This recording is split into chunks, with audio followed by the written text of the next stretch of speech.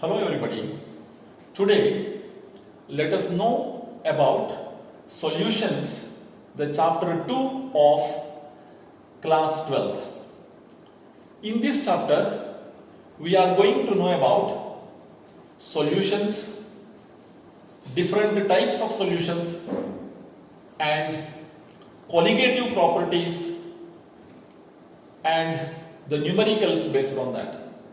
I am G.R. Maskeri, PGT Chemistry of JNV Dharwad, presenting before you.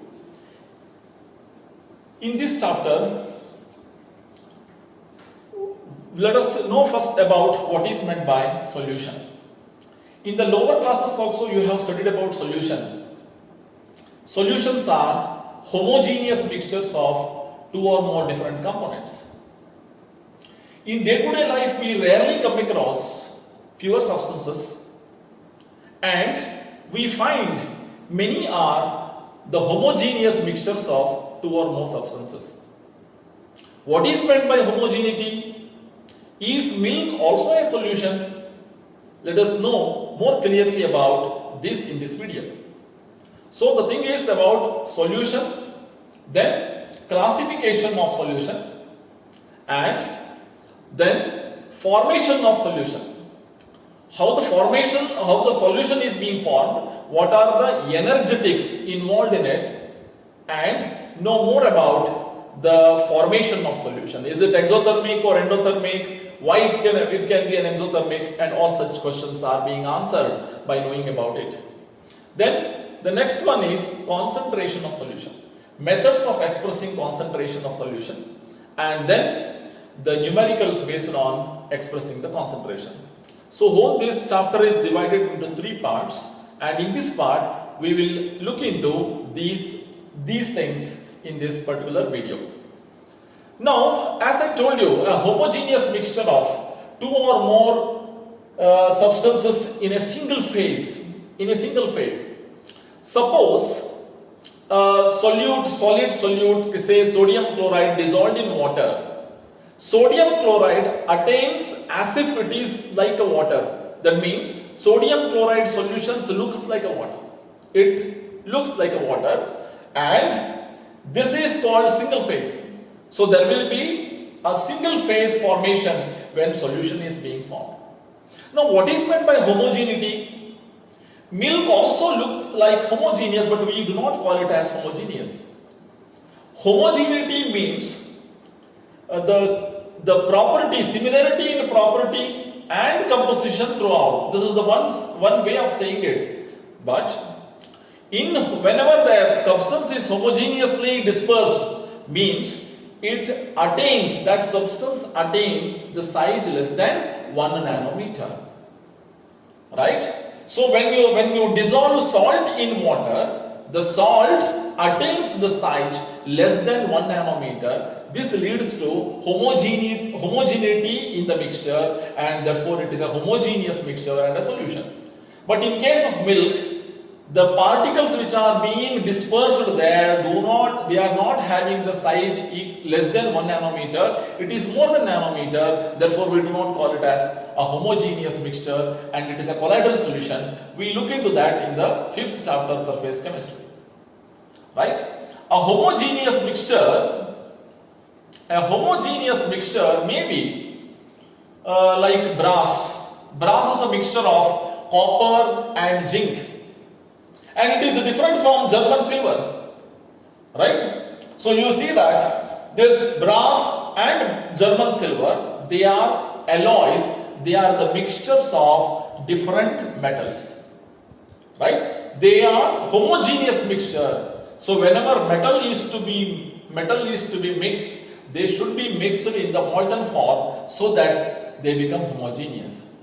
Brass and German silver are the examples of alloys which are in turn solutions.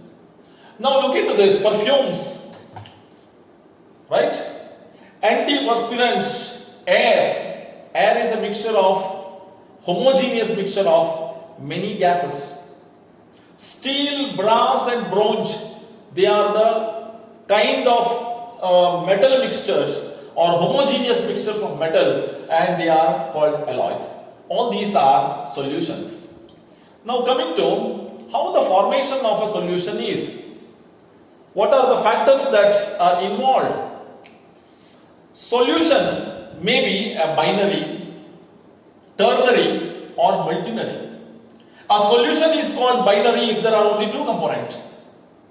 Two components are there, salt and water, two components, binary solution, right? And ternary solution, or it may be a multinary or having many components. Now binary solution, if solution has only two components, right? How does the solution is being formed? How does the solution is being formed? Say there are two kinds of particles.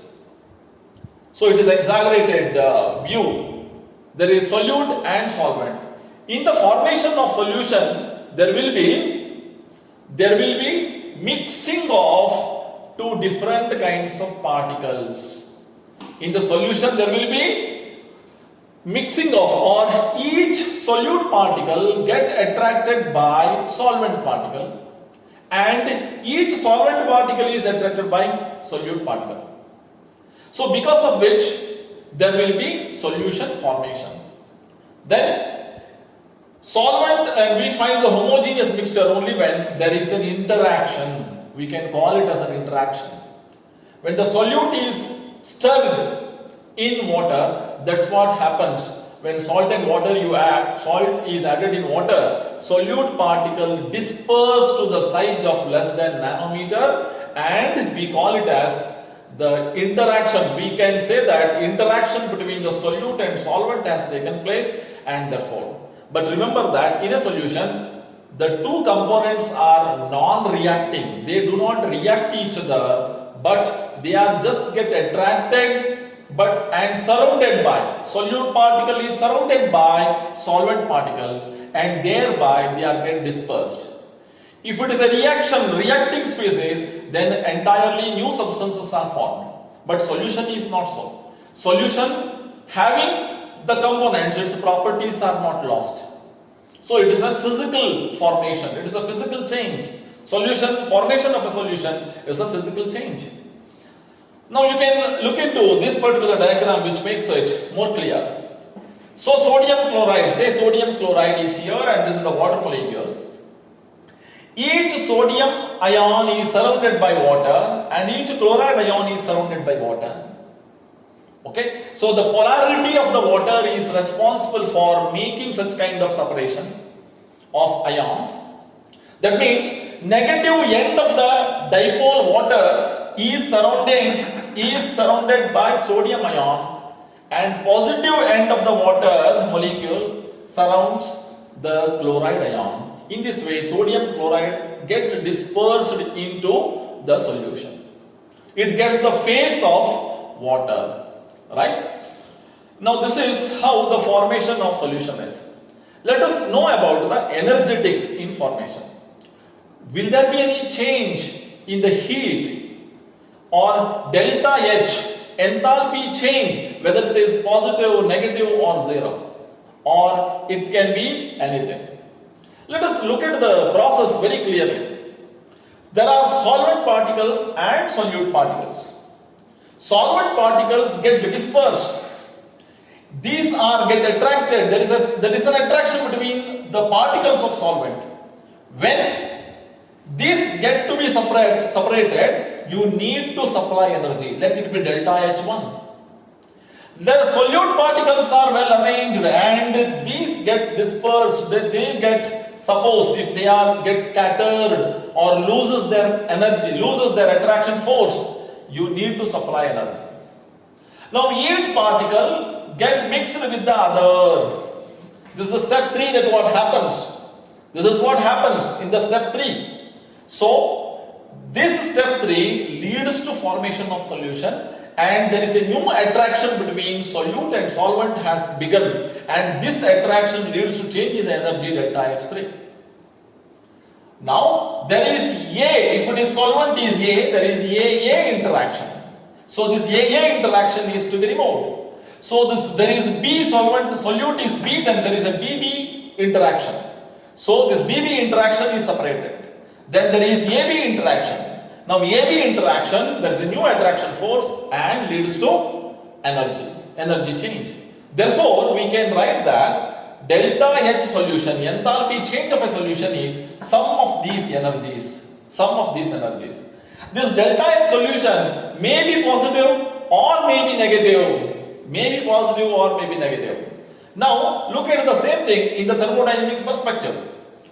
That this is an energy diagram. This is energy. Solvent and solute both are there here. Solute guard particle gets separated, delta H1 needed. Solvent particles get separated, so both particles get separated. Then these two get attracted, leads to delta H3.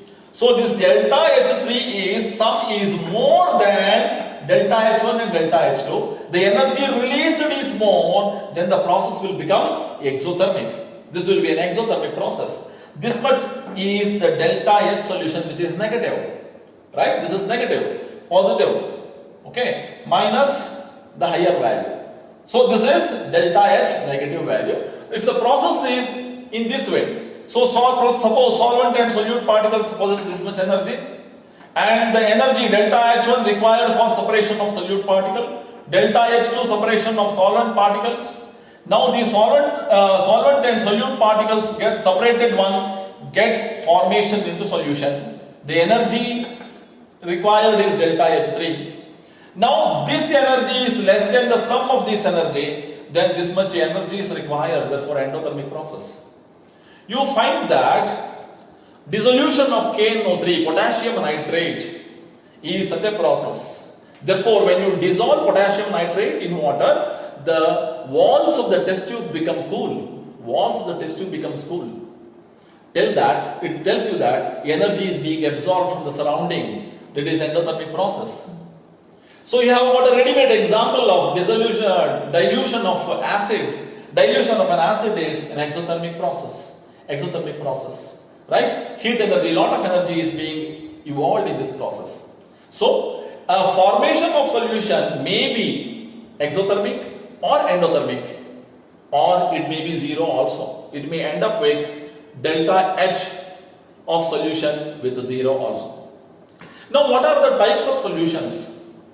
Types of solution may be classified based on the phases of solute and solvent. If a solution is called solid solution, if solid is remaining as solvent, the larger quantity, that is solvent, is solid, and the one which is in the lesser quantity, solute, may be either solid, liquid or gas, or it attains the solid phase. If a solution attains solid phase, then it is called a solid solution. Similarly, if the solution attains liquid phase, it is called liquid solution, or if it is attaining gaseous form, it is gaseous solution. So let us know the more about or examples of these. Gas in gas, the example is air. Air is a mixture of many gases and it is homogeneous. Therefore, gas is a mixture of the different gases, and it is an example of this. If gas is dissolved in liquid, then it is aerated water. Gas dissolved in liquid. Cold drinks that you have will be having carbonated carbon dioxide. It is dissolved in that cold drink, and this is liquid, and this is example of that. Gas in solid, hydrogen in palladium is an example for gas in solid. There can be liquid in liquid, liquid in solid, liquid in gas, and so on. Alcohol in water is an example for liquid in liquid, and liquid can be there in solid. Mercury in zinc amalgam, right? And liquid can be there in gas. It can be crystalline. That water of crystallization may be an example for that. Then, so solid can be there in liquid. There are several examples like sugar in water, common salt in water. Water dissolves many kind of solutes, and therefore it is called as a universal solvent. And solution formed from water is called aqueous solution also. These are the two names that is being given. Now, solid in gas, smoke, carbon particles in air, the smoke is actually the iodine in water, iodine in air, that is the best example of this. Smoke is a colloidal solution. Okay, so anyway, so these are the different examples of this. Now, if solute is added, how much we can add in that? Any amount of solute, will they get dissolved? No. So there is a limit for them. Solute can be added, go on added, but there will be a stage where no more solute is get dissolved. The stage where no more solute can be further dissolved in it is called a saturated solution. So concentration of a solution may be qualitative or quantitative. A concentration of a solution may be qualitative or quantitative.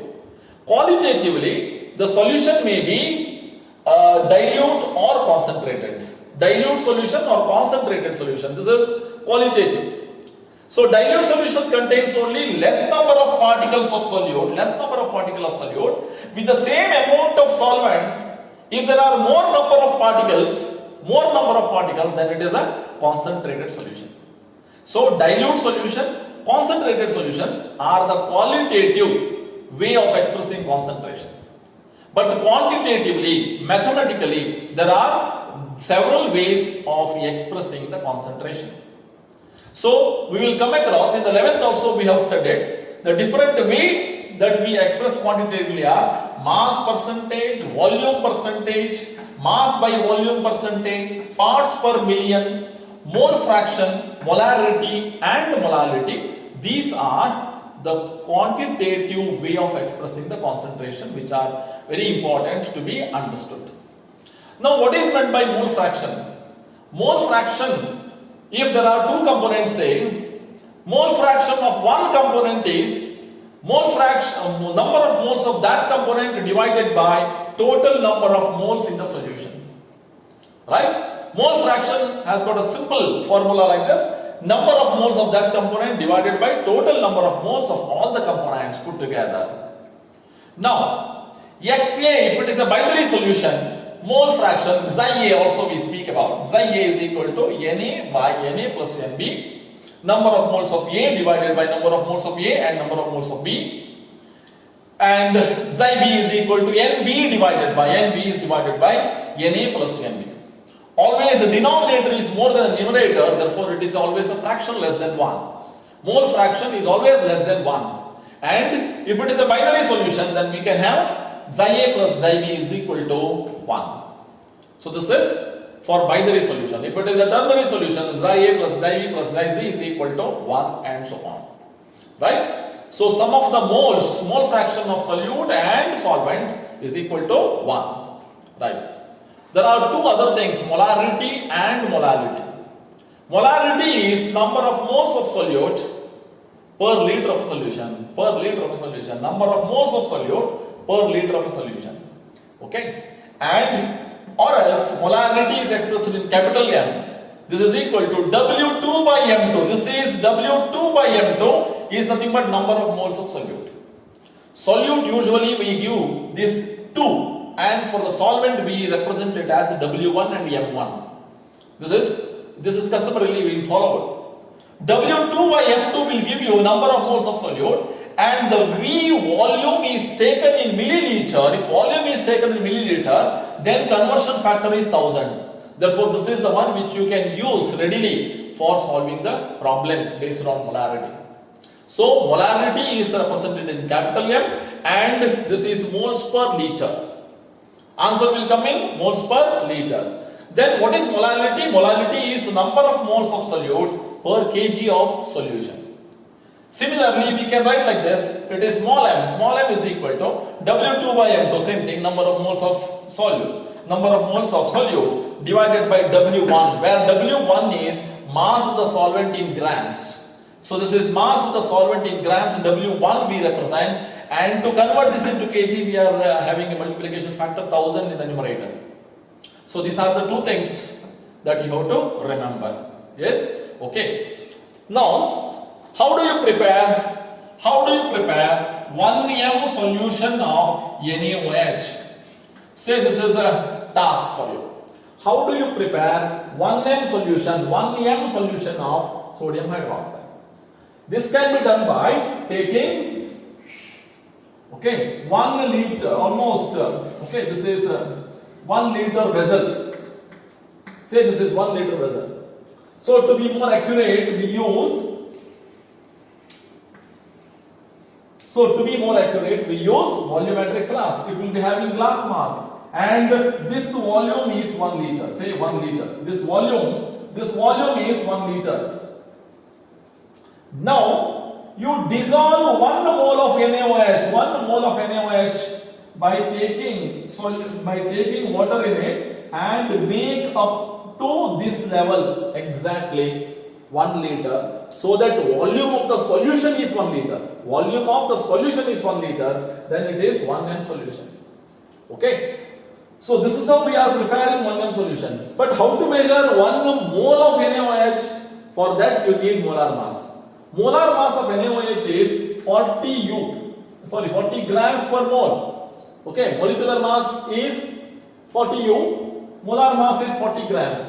40 gram is equal to 1 mole. So we have to measure 40 gram of NaOH and dissolve by taking a little amount of water initially, dissolve it and then pour the water and adjust the level such a way that the volume finally attains 1 liter. So this is the way we can prepare 1 molar solution. Right? Now, so this is the practical way of looking at molarity. Then, coming to the questions that is being asked in the textbook. This is an in-text question. Now calculate the mass percentage of benzene and carbon tetrachloride if 22 grams of benzene is dissolved in 122 grams of carbon tetrachloride. So this is the question. So there are two components, benzene and carbon tetrachloride. Okay. So 22 grams of benzene, this is solute. 122 grams of carbon tetrachloride, this is the solvent. Okay, we can readily get the information from the question. Now how to solve this? Now mass percentage of benzene, any mass percentage is given by number of mass percentage of C6H6 is given by mass of that benzene divided by total mass of solution into 100. This is the definition of mass by mass percentage. 11th also we have studied that. Mass of that component divided by total mass of the solution into 100. Now mass of the benzene, how much mass is being taken? Mass of the benzene is 22. Then mass of the total mass of the solution is nothing but mass of benzene and carbon tetrachloride, that is 22 plus 122, which is being given, and 100, and the answers will be 15.28%. So this is the way we can able to find out mass percentage of benzene, right? So mass percentage of carbon tetrachloride, you can do that because there are two components only. Therefore, 100 minus this mass percentage will be the mass percentage of another component. This is the way that you can do. Or else what way you can do? You can take mass percentage of carbon tetrachloride is mass of carbon tetrachloride divided by total mass of the solution into 100. In that way also you can able to do that. Now coming to another question now. Calculate the mole fraction of benzene in solution containing 30% by mass in carbon tetrachloride. So you have to find out mole fraction of benzene in solution containing 30%. So this is one way of expressing the concentration. You have to convert it into another. Mass by mass percentage is being given 30%. Now what is meant by 30% solution of carbon tetrachloride? 30% solution of carbon tetrachloride. What is meant by this? Okay, that is the hint. So 30% of solution, we mean 30 grams of that solute in 100 gram of solvent. Okay, so 30% mass by mass in carbon tetrachloride, that means 30 grams of. So in solution, there is 30 gram of benzene is there. So what is the mass of solvent carbon tetrachloride? So it is 100 minus 30, that is 70. So solution is being prepared by taking 70 gram of carbon tetrachloride and 30 gram of benzene, right? So now what is being asked? For mole fraction is asked. What is the molar mass of benzene and molar mass of carbon tetrachloride? We need to find out, because in for expressing mole fraction, we need to know about number of moles of benzene and number of moles of carbon tetrachloride. Now, molar mass of benzene is 78 U. Given mass is 30. Then how do you find out the molar mass of benzene? Molar mass of benzene is given by number of moles. Given mass divided by molar mass. Given mass is 30 and this is 78 gram per mole is the molar mass. Therefore, 0.3846 moles will be coming. Number of moles of benzene is like this. Now, similarly, you can able to find out the carbon tetrachloride.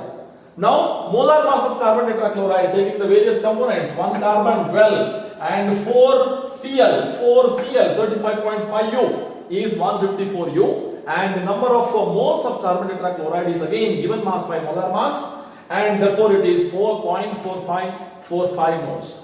Now, number of moles of each component is known now, and therefore you can able to find out mole fraction. What is the mole fraction?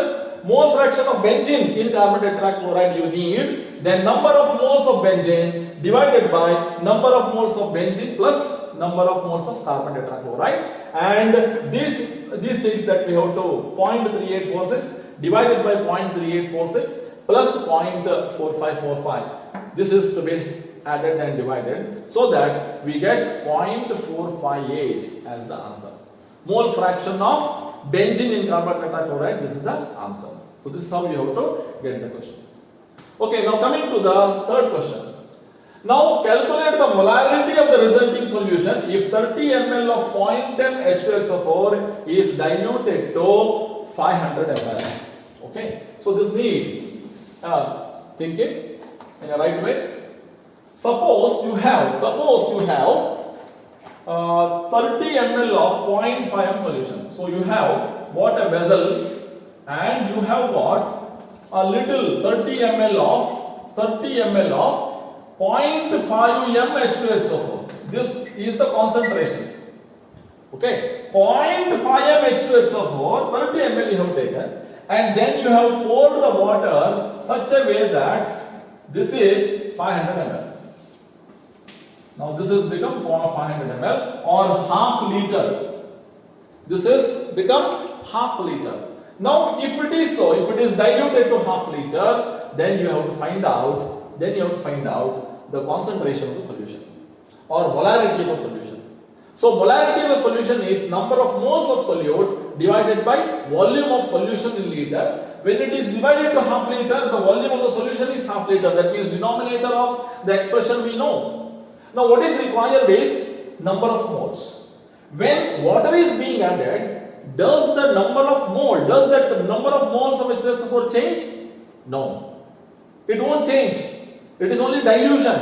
Okay. So water quantity will become more. Number of moles of H2SO4 will remain same.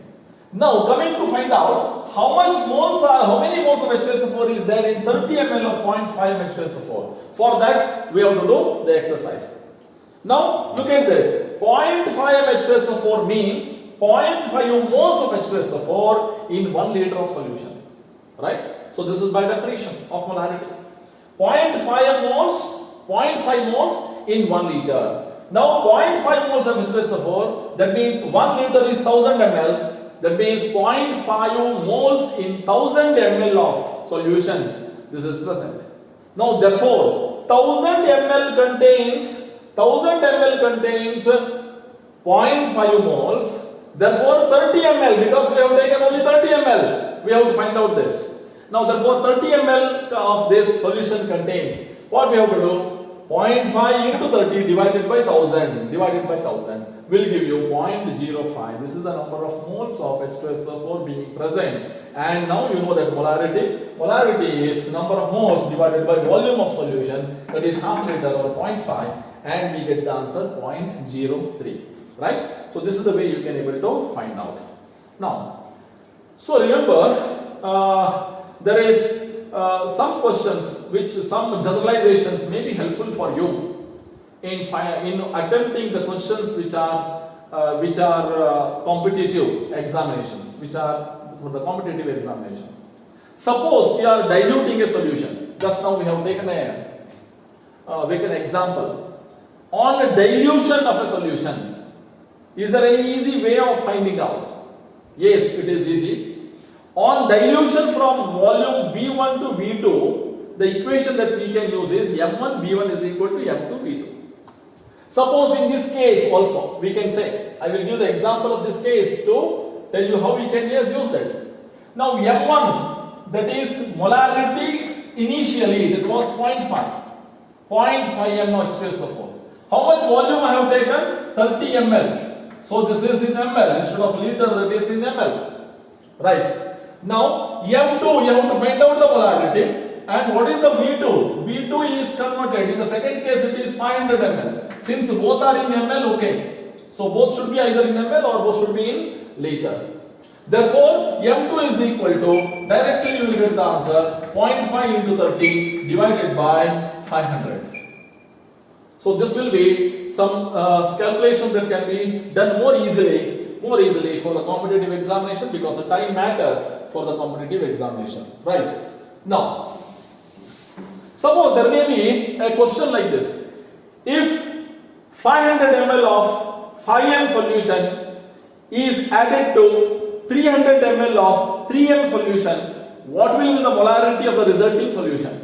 For that also there is easy way. That means on mixing two non-reacting solutions, final molarity of the solution is M1 V1 plus M2 V2, giving rise to M3 plus V1 plus V2. This is the formula that we can use. Same solution, it should be of same solution. Suppose 500 ml of 5m NaOH is added to 300 ml of 3m solution. Then what will be the resulting molarity? We can make use of this more easily, and you can attempt to get the answer. Okay, we'll take up some of the questions in the later stage also. Now there is another word, formality. So formality is the word which is used for molarity if the dissolved substance is ionic in nature.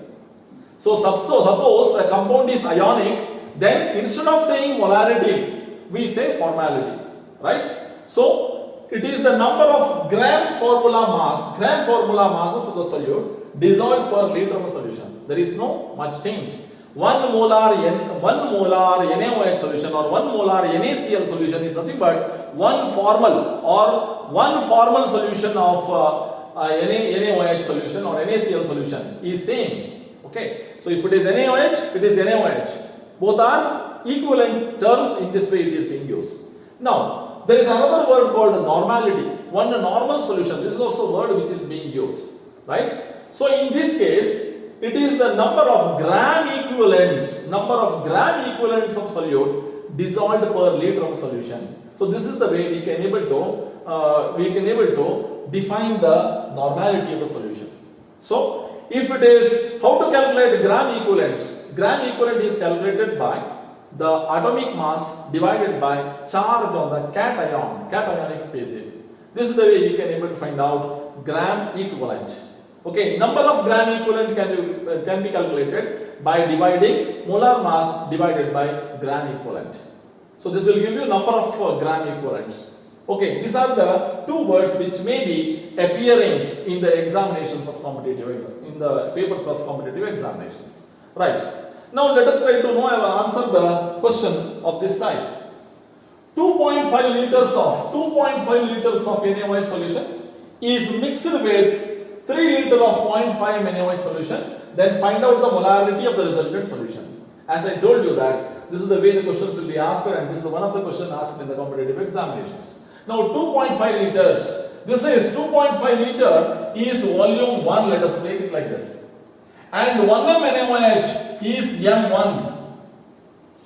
Okay. Then the next one is 3 liter. 3 liter is volume 2. And this 0.5 is molarity. M2. This is M2. As I told you, you want the M3. V1 plus V2 is equal to M1 V1 plus M2 V2. This is the particular expression that we have to use. M1 V1 1 into 2.5, that is 2.5, plus 0.5 into 3. 0.5 into 3, that is 1.5. Right? This is equal to M3. And V1 plus V2 is nothing but sum of V1 plus V2. V1 and V2, that is 2.5 plus 3, that is 5.5. 5.5 supposed to be written here, transposed here. So the answer to be found out by doing the calculation, that is 4 divided by 4.5, and its answer will be 0.73. 0.73 you can calculate and say. So this is the way we can make use of the easy formula, easy way of finding out the answer by taking this particular formula. Now coming to another question, mole fraction of solute in a 1 molar aqueous solution. What is the mole fraction of solute in 1 molar aqueous solution? So for each thing you must know the definition. 1 mole solution is 1 mole of solute per kg of the solvent. Suppose it is in water, then it is dissolved. Since it is aqueous solution, it is dissolved in 1 liter of solution. 1 liter of water. 1 liter of water implies 1000 ml of water. 1000 ml of water is nothing but 1000 grams of water. So these are the basic understanding. 1 liter of water, 1000 ml of water, 1000 grams of water. So 1 molar solution is 1 mole of a solute dissolved in 1000 gram of water. Now how much 1000 gram of water means how much of moles of water? 1000 divided by 18, where 18 is molar mass of water, H2O. Now 1000 given mass by molar mass will give you number of moles. This value comes up to be 55.5. So mole fraction is number of moles divided by total number of moles, that is number of moles of that solute plus number of moles of solvent water. So 1 divided by 56.5, this answer comes out to be 0.0177. Look at the answer, nearest answer that is likely to be, if you are not doing the calculation properly, you may likely to take up A and D also. So calculation should be done in a proper way by shifting the decimal, that particular skill that you should have, then you will do it more perfectly. Now coming to the next question, these are the questions which you have to do it homework, as a homework, and the answers also being given here. You may note down and try yourself. Okay, we will shortly take up the part 2 in the second video. Look into that for more details about solubility and colligative properties. Thank you.